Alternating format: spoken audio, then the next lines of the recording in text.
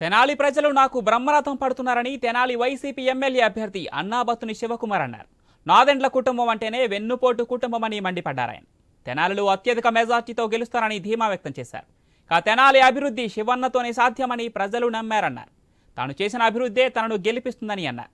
2024లో రెండోసారి తెనాలిలో వైసీపీ జెండా ఎగరబోతుందన్న తెనాలి వైసీపీ ఎమ్మెల్యే అభ్యర్థి అన్నాబత్తుని శివకుమార్తో మా ప్రతినిధి సాంబశివరావు ఫేస్ టు ఫేస్. రోజుల్లోనే ఎన్నికలున్నాయి.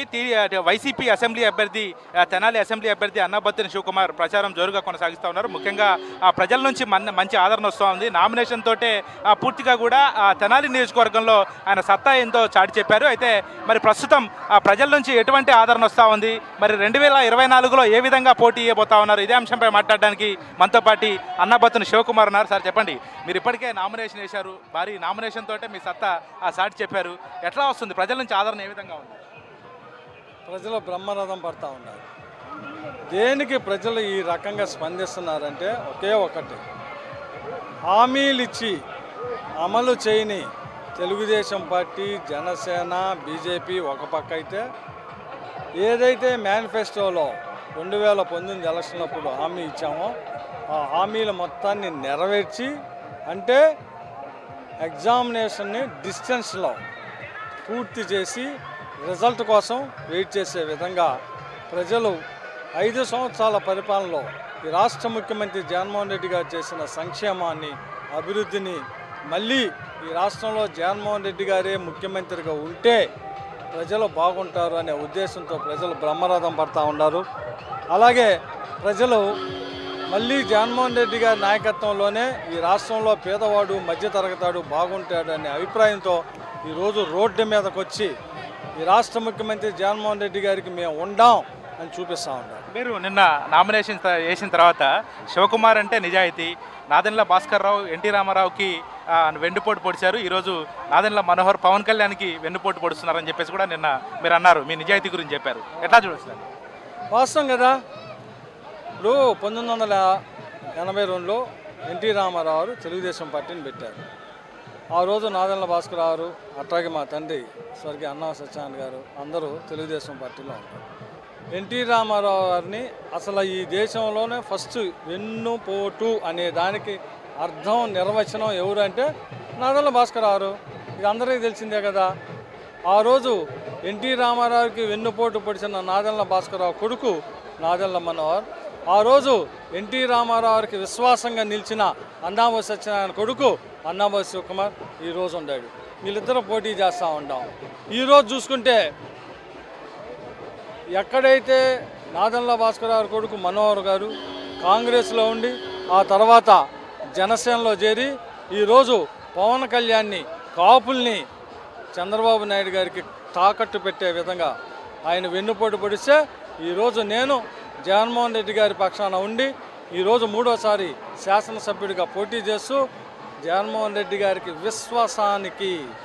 విశ్వాసానికి నిలువుటెద్దంగా జగన్మోహన్ రెడ్డి గారికి నేనుండా. అంటే నా డిఎన్ఏలో నిజాయితీ, నా డిఎన్ఏలో విశ్వాసం, వాళ్ళ డిఎన్ఏలో వెన్నుపోటు. చూసుకొని కావాలంటే ఎన్టీ రామారావుకి వెన్నుపోటు పడిచింది నాదెండ్ల భాస్కర్ రావు, పవన్ కళ్యాణ్కి వెన్నుపోటు పడుస్తుంది నాదెండ్ల మనోహర్ గారు, ఎన్టీ రామారావుకి కాపు కాసింది మా నాన్న అన్నా సత్యనారాయణ గారు, జగన్మోహన్ రెడ్డి గారికి విశ్వాసంగా ఉంటుంది ఈరోజు అన్నాబత్తుని శివకుమార్. అందుకే నేను చెబుతా ఉండా, ఈరోజు తెనాలిలో జరిగే ఎలక్షన్స్, ఈరోజు తెనాలి ప్రజలు ఇచ్చే తీర్పు విశ్వాసానికి, వెన్నుపోటుకి అని చెప్పి సందర్భంగా మనం చేస్తాం. ముఖ్యంగా ఇప్పటికే మీ అధినాయకుడు మేనిఫెస్టో విడుదల చేయడం జరిగింది. మేనిఫెస్టో ప్రజలకు అనుకూలంగా ఉందని మీరు భావిస్తున్నారా? మేనిఫెస్టో బ్రహ్మాండంగా ఈరోజు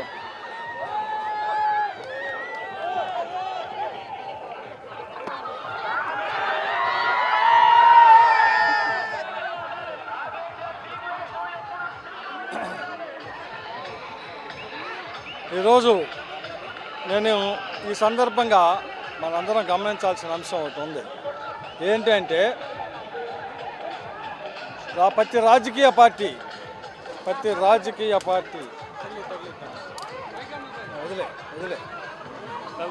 తగలదు.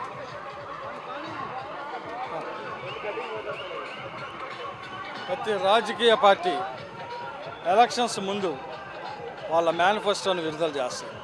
అయితే ఆ మేనిఫెస్టో ఏ మేరకు అమలు చేస్తారనేదే ఇక్కడ ఎవరికైనా ముఖ్యం. ఈరోజు చూసుకుంటే ఈ దేశంలో అన్ని పార్టీలు మేనిఫెస్టోని రిలీజ్ చేసి వాటిని సక్సెస్ఫుల్గా అమలు చేయాలి. But the one and only YSR పార్టీయే మేనిఫెస్టోని రిలీజ్ చేసి 2019 ఎలక్షన్స్లో ఆ మేనిఫెస్టోని తూచా 5 సంవత్సరాల పరిపాలనలో 99% సంక్షేమాన్ని అభివృద్ధి రెండు అమలు చేసి ఈరోజు ఒక మేనిఫెస్టోని రిలీజ్ చేశాం.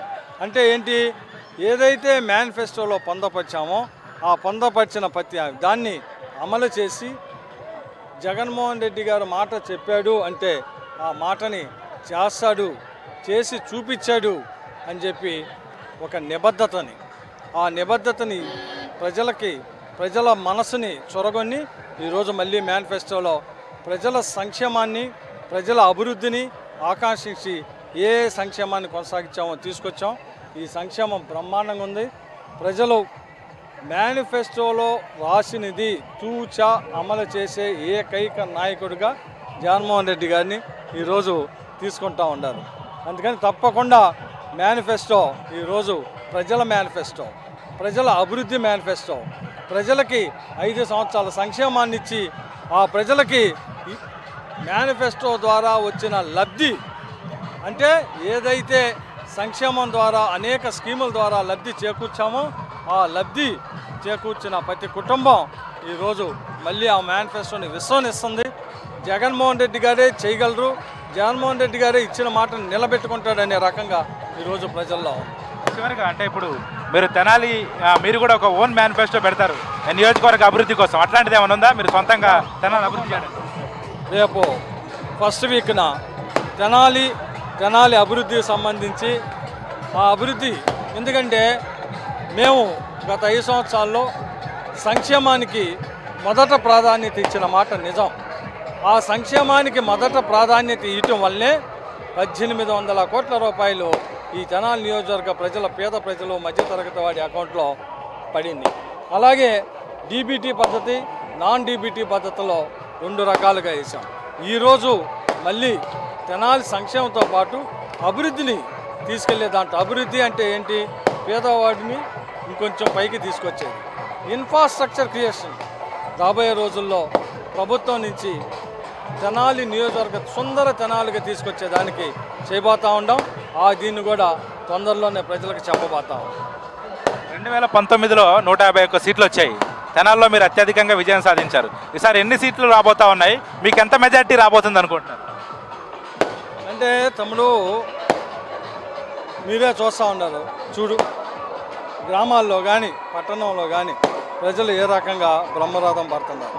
ఇది దేనికి అంటే, నేను సామాన్యుడిని, మధ్యతరగతి వాడిని, ప్రజల మధ్యన ఉండేవాడిని, ప్రజల కొరకు ఉండేవాడిని, ప్రభుత్వం ద్వారా ప్రజలకి మేలు చేసేవాడిని.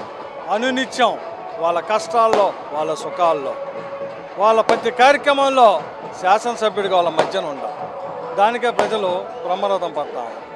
సో తెనాలి నియోజకవర్గంలో వైఎస్ఆర్ పార్టీ జెండా రెపరెపలాడబడుతుంది.